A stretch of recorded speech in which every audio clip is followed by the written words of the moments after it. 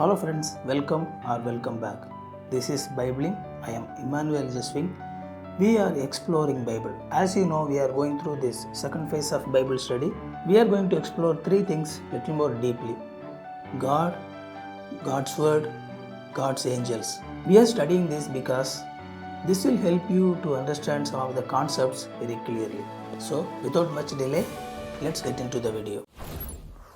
Before studying Bible, we must have some understanding about the God of the Bible, who He is, what are His natures, what are His characters. First things first, we see an eternal God in Bible.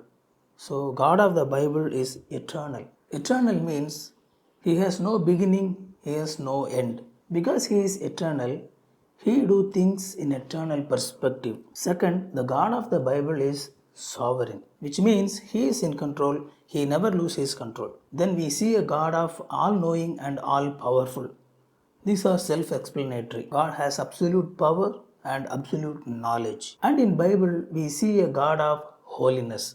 So God is holy. Holiness means absolute purity. There is no impurity in Him. Then we see a God of just. Because God of the Bible is just, He cannot tolerate injustice. And finally, we see a God of love. Love is His core nature and He loves people, He cares for us. Next, we are going to see a very important nature of God. Trinity. Trinity means God exists in three persons. God the Father, God the Son, God the Holy Spirit. If you see this picture very closely, you can somehow understand what is Trinity. Father is God, Son is God, Holy Spirit is God, but Father is not Son or Spirit, Son is not Father or Spirit, Spirit is not Father or Son. So according to Bible, we see three distinct persons in Godhead. Nevertheless, we have only one God.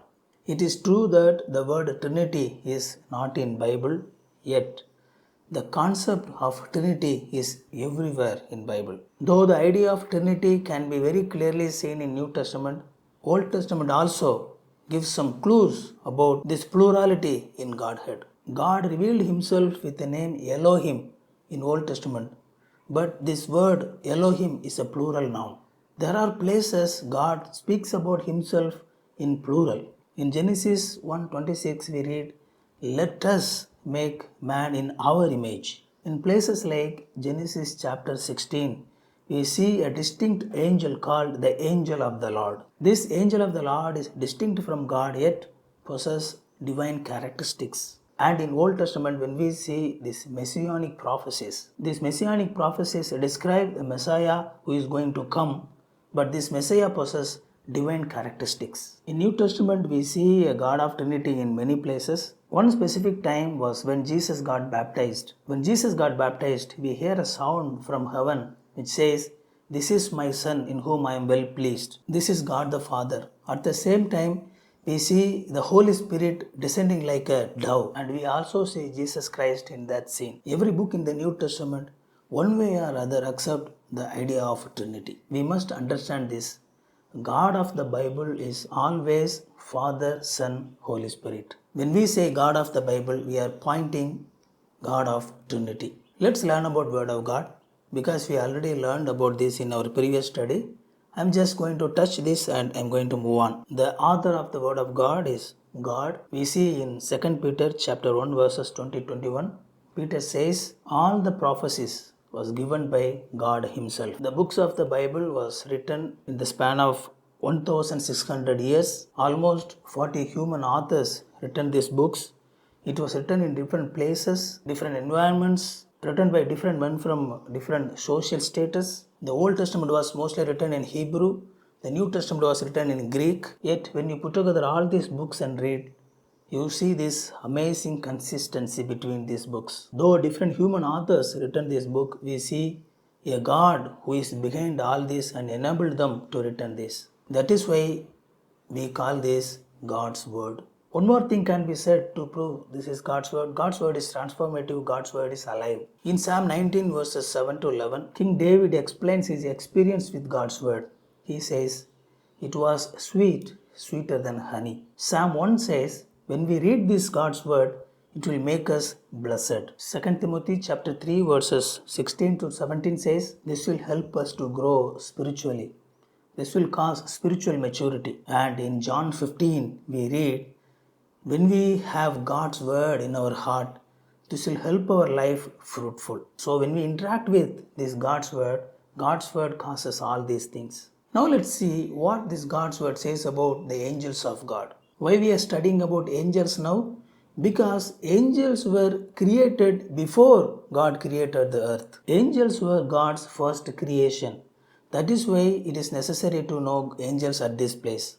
God created many angels, huge number of angels to worship Him and to work for Him. God created angels with much knowledge.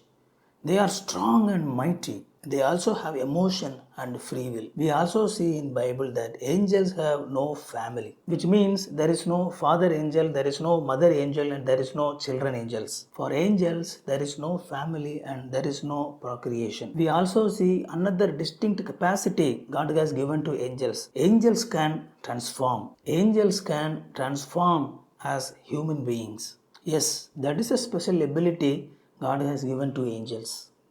We see that in several places in Bible. Why we are seeing all this about angels? Only then when we study about Lucifer it will make sense. Now let's see about someone called Lucifer, the fallen one. We read it in Isaiah chapter 14 verses 12 to 15 and Ezekiel chapter 28 verses 11 to 14. We see a distinct person who wanted to become like God and because of that thrown out from his glorious position. Many biblical scholars see this as an indirect passage about Satan. So someone who was described as a Lucifer in Isaiah chapter 14 was cast out from heaven because he rebelled against God. We read it in book of Job and also in 2 Corinthians chapter 11 verses 13-14 that this person is a hater of God and his people. God prepared the lake of fire to Satan and his angels. We read that in Revelation chapter 20 verse 10 and Matthew chapter 25 verse 42. Because he developed enmity against God,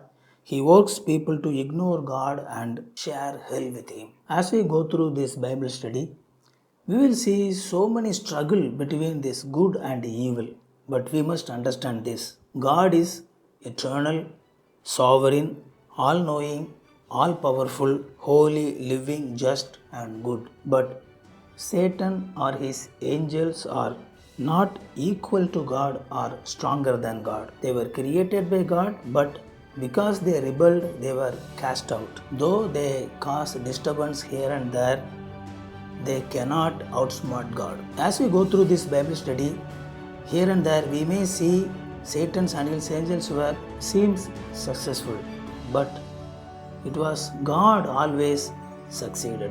Satan and his angels were always failed. I hope you learned something in this Bible study. If you like this video, like the video, subscribe the channel. If you want notification, click that bell icon. Thank you for watching. God bless you.